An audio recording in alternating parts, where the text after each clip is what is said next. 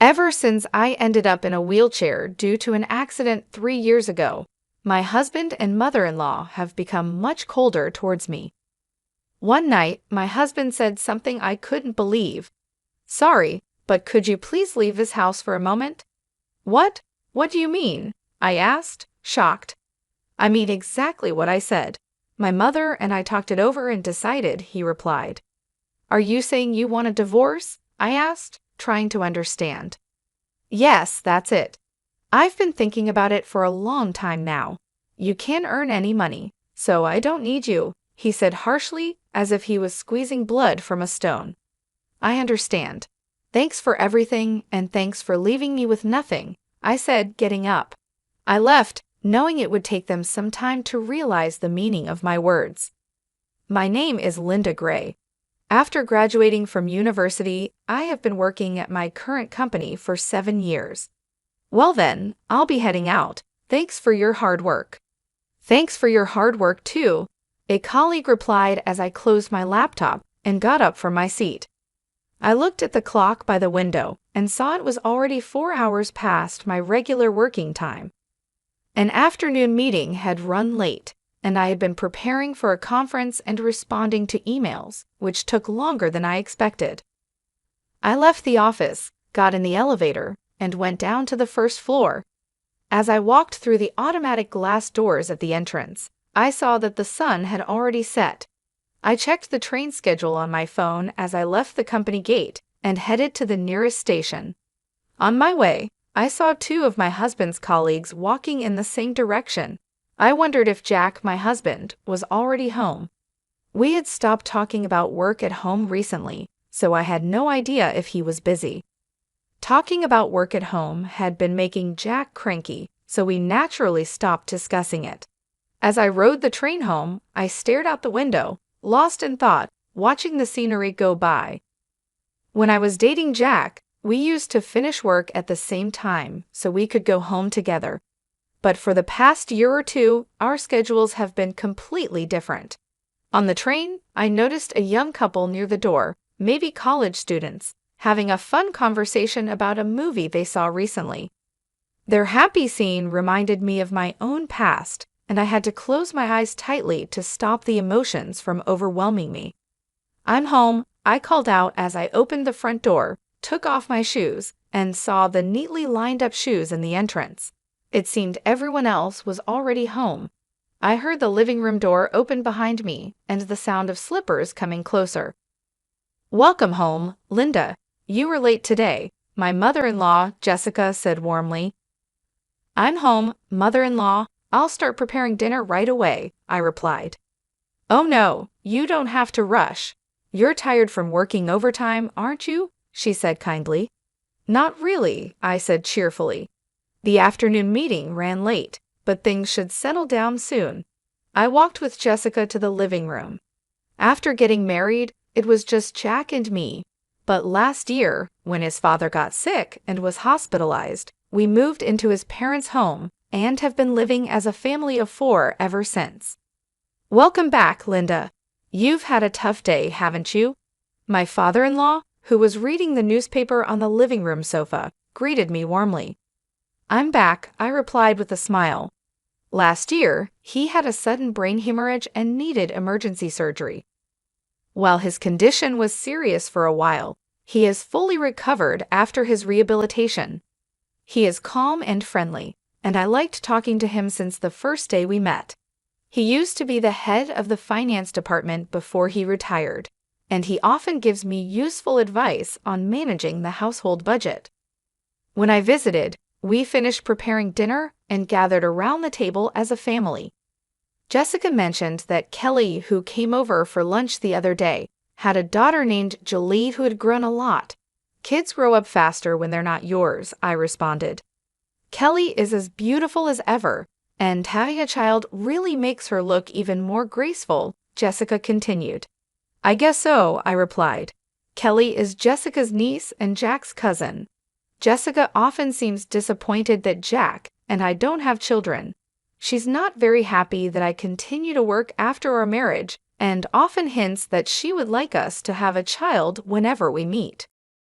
Honestly, I've always found it hard to deal with Jessica, especially since we started living together. She tends to bring up the topic of having children, especially on days when I come home late from work. You could have had a child if you had started earlier, Linda. But I suppose it can't be helped because you're busy with work, she said. I nodded along, feeling uncomfortable.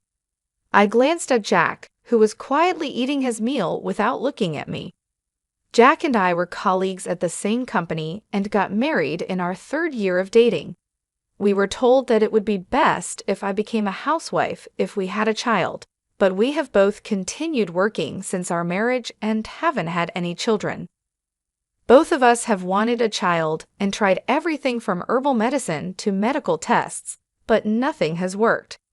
Despite a sense of loneliness, we decided to keep living as a couple and focus on our work.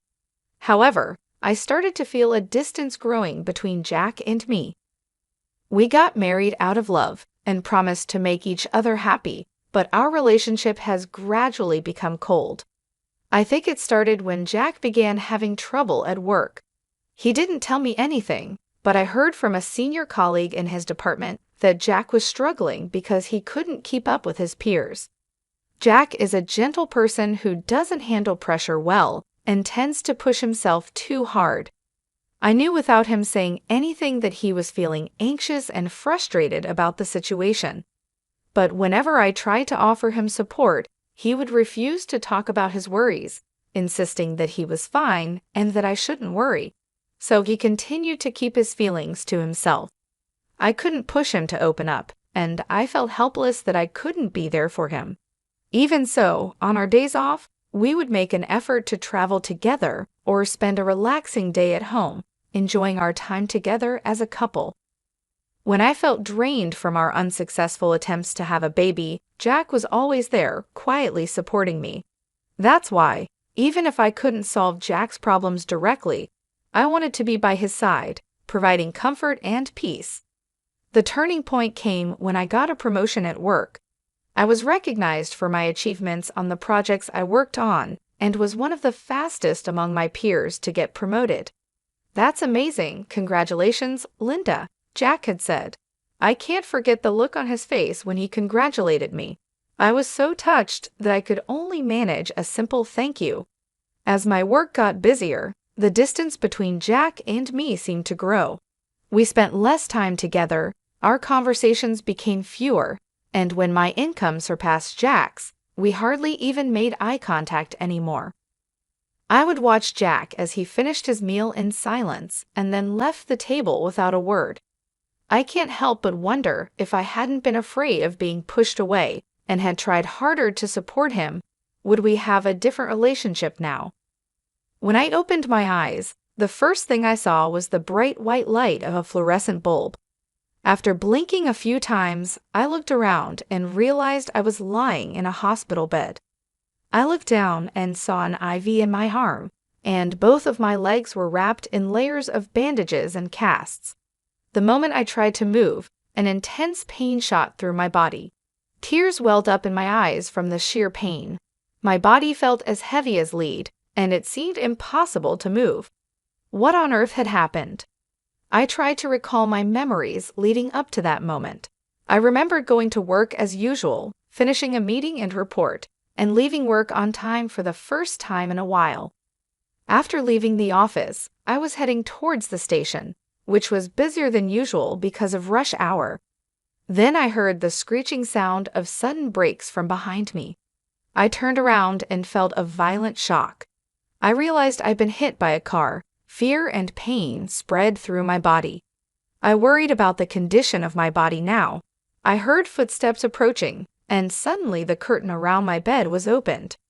"Oh, Mrs. Gray, you're awake, but you shouldn't try to get up yet," said a young female nurse in a rushed tone. "I understand you're confused, but your doctor will explain everything shortly. Please stay calm for now." Okay, I replied, and the nurse left in a hurry. A few minutes later, the doctor arrived and explained what happened. Apparently, a truck driven by a sleepy driver crashed onto the sidewalk, and I was hit from behind. I had been rushed to the hospital immediately after the accident, and it had been about half a day since the surgery. "Excuse me, but have you contacted my family?" I asked. "Yes, we have informed your husband and his parents about the accident and that the surgery went well. However, they seem to be out somewhere and can't come right away," the doctor said. "I see, thank you," I replied. Jack was away on a business trip, and his parents had been on an overseas vacation since last week. From the doctor's tone, I could imagine their reaction to the news. Even though they were out, it didn't sound like they responded as you would expect when being told a loved one has been in an accident. I laughed bitterly, thinking about Jack's reaction. It didn't seem like he would be worried about me. The doctor continued to explain that while there were no life-threatening injuries, the damage to both of my legs was severe. They said the chances of walking again were not good. As I listened, it felt surreal, like they were talking about someone else, not my own body. Jack visited the hospital 4 days after the accident. It was surprising to see his pained expression when he saw me, covered in injuries, lying in the hospital bed. "Sorry," he said, looking genuinely distressed. "I'm late." "It's fine, don't worry about it," I replied. "I'm sorry for interrupting your business trip." It had been a while since we last talked, and the atmosphere was awkward. Our conversation stalled, and we both avoided eye contact. Jack then excused himself to talk to the doctor, leaving the room. I couldn't bring myself to call out to him and just watched him leave. It's been 2.5 years since the accident. My legs are still disabled from the accident, and I've been confined to a wheelchair. Since the accident happened while I was leaving work, I managed to stay with the company for a while, but it became too hard to continue, so I resigned about 5 months ago. Since then, I've been spending my time at home, but a few things have been bothering me. One thing is Jessica's attitude towards me. It's gotten much harsher than before. "Linda, do you have a moment?" "Yes, of course." "I'm about to head out, but could you fold the laundry for me? It's just folding, so you can do it even if you can't move your legs, right?" "Yes, please be careful on your way out." "Well then, please get it done."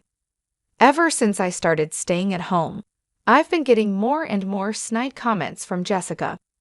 She seems unhappy that her daughter-in-law is at home all day and not working. Now, every time we meet, her requests come with a side of sarcasm. I sighed as I folded the laundry. The other thing that's been on my mind is Jack's job. According to a former colleague, Jack seems to be struggling at work more than ever. He's being outperformed by younger colleagues and subordinates who joined after him. He seems to be viewed as a burden by those around him. He used to keep to himself after coming home from work, but lately he's been taking out his frustrations on me more often. "Must be nice, Linda. You don't have to worry about work relationships anymore, and you get to eat without having to work. I heard from Mom that you've been lazing around all day doing nothing. I wish I could have that lifestyle just once." I no longer saw any trace of the kind Jack I once knew. His sarcastic remarks left me feeling sad for the man he had become. One night, he said, "I hate to ask this, but could you please leave this house?" I was at a loss for words, unable to understand the meaning of his abrupt statement. "What? What do you mean?" "I mean exactly what I said. My mom and I have talked it over and decided." I turned to look at Jessica, who was sitting next to Jack. "Linda, ever since you quit your job, you haven't contributed to the living expenses or helped around the house. You've just been staying at home all the time. To be blunt, it's a nuisance for you to stay here any longer," she said. I don't. Don't you think it's rude to live off others without making any contribution to their household?" Jessica continued, a triumphant look in her eyes. Jack remained silent, avoiding eye contact with me. "Jack has a tough job too. Just because you're married, he doesn't have to support you anymore," she added. I looked at Jack, who was staring down. "Jack is asking me to leave. Is this your way of saying you want a divorce?" "Yeah, that's it. I've been thinking about it for a long time," he replied. "So after all this time, You have no feelings left for me." "Why would there be?" "Of course not," Jack said, his words spilling out like a flood. "Do you know how miserable I feel every time I see your face? You must have looked down on me, thinking you were better than me every day. It felt like the threads of our relationship were unraveling one by one. I tolerated you because you were contributing to the household expenses, but things have changed now. You're just someone who neither works nor has money," he said, clenching his fist, his words cutting like a knife. "I don't need you now that you can't earn money." The last thread snapped. "I understand," I said. For the first time, Jack looked at me. "But I have a condition. All the divorce procedures will be handled through a lawyer. If you agree to that, I will pack my things and leave within the week." "Sure, that's fine, right, Jack?" Jessica said. Jack nodded silently. "Well then, that's how it is, Jack," I said, jolting him out of his silence. "Thank you for everything up until now, and thank you for leaving me with nothing," I said before walking out. A few days had passed since I left the house. When I checked my phone, I saw a call from Jack.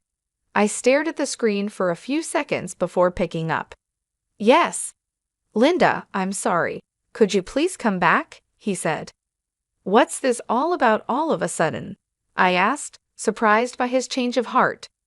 "I heard from my dad that even after you quit your job, you've been covering our living expenses. You've been investing since you were working, haven't you?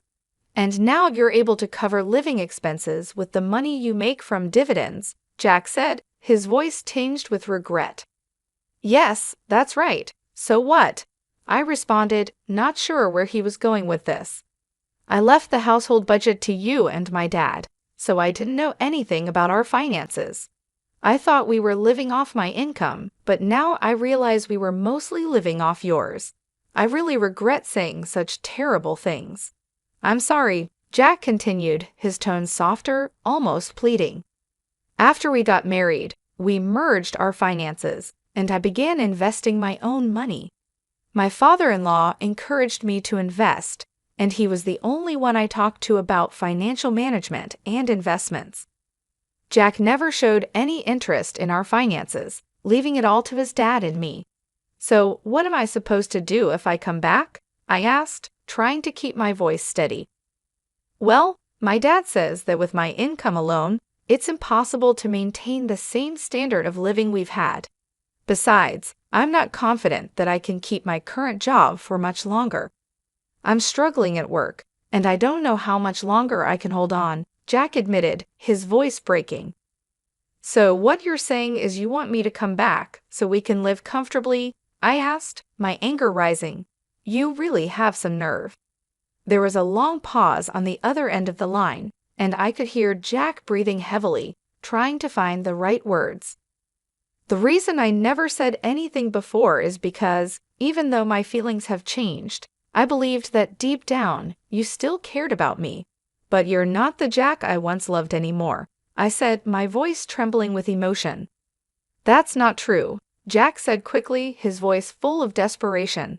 "I still care about you. I've just been going through a lot, and I've made mistakes. I know I've hurt you, but I want to make things right. Please come back." I sighed, feeling the weight of the years and the pain we had both endured. "Jack, it's not that simple. You've hurt me deeply, and it's not just about the money. It's about how you've treated me, how you've taken me for granted. You've become someone I don't recognize anymore." "I know, and I'm truly sorry. I've been a fool, and I've let my pride get in the way. I miss you, and I miss us. I want to make things right, but I need you to help me. Please, Linda, come back," Jack pleaded. "I need time to think," I said, feeling the tears well up in my eyes. "You can't just expect me to come back and pretend everything is okay.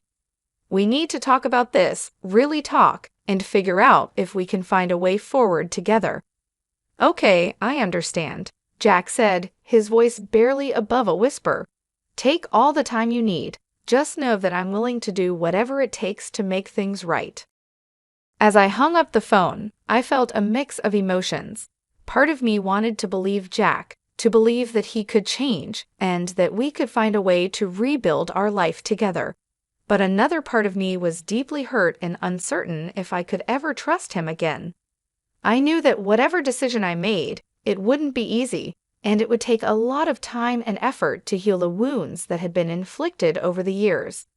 "I still love you, Linda," Jack said, his voice full of desperation. "There's no need for you to say anything more," I replied firmly. "All my feelings for you have vanished. The last time we talked, I made it clear that whatever happens to you and your family from now on, I just don't care. Thank you for leaving me with no trust, no memories, nothing at all," I continued, my voice cold and unyielding. "Wait, Linda, please forgive me," Jack pleaded, his voice breaking. "I'll handle all the divorce arrangements through my lawyer. Don't ever contact me again," I said, my tone final. I hung up the phone and immediately blocked his number, cutting off any further communication. After that, the divorce process moved quickly, and I made a clean break from Jack. The only person I still kept in touch with was my father-in-law. One day, my phone rang. It was my father-in-law. "So have you had any trouble living alone since you split up with Jack?" he asked kindly.